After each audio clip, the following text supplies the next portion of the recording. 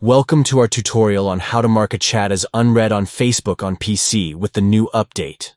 If you are someone who often finds yourself forgetting to reply to messages, this feature can be a game changer for you. To begin, open your Facebook account on your PC. Once you are logged in, look for the messenger icon at the top right corner of the screen. Click on it to access your messages. Now scroll through your chats and find the conversation that you want to mark as unread.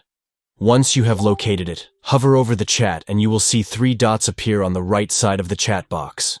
Click on these 3 dots to reveal a drop-down menu of options. In the drop-down menu, you will find the Mark as Unread option.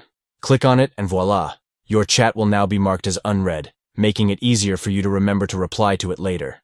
This feature can be incredibly useful for those who have a busy inbox and want to prioritize certain conversations. And there you have it. A quick and easy way to mark a chat as unread on Facebook on PC. We hope you found this tutorial helpful. Thank you for watching and don't forget to like and subscribe for more tech tips and tricks. Happy messaging!